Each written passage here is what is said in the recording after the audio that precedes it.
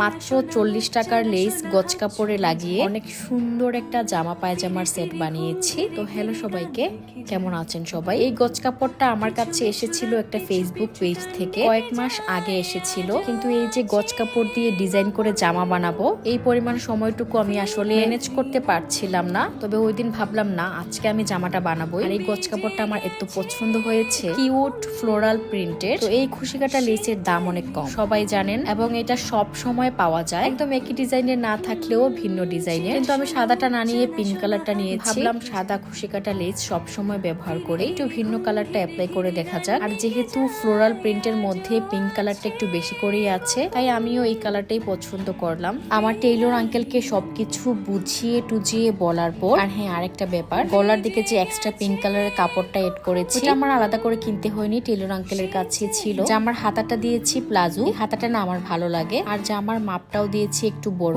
জামা বানালে আমি এবং মা দুজনেই পরি, আর আমার মা আমার চাইতে এক চুল হেলদি। আর আমি নিজেও একটু বড় জামা কাপড় পরতে পছন্দ করি, একটু লুজ হবে। আমি সব সময় আমার সঠিক সাইজের 1 থেকে 2 সাইজ বড় জামা কিনে থাকি। তো এই ছিল আমার একদম কম দামের লেস দিয়ে সুন্দর করে বানানো একটা জামা পায়জামা সেট। আর আজকের ভিডিওটাও এই পর্যন্তই। আপনারা সবাই অনেক বেশি ভালো থাকবেন, সবাইকে জানাই টাটা।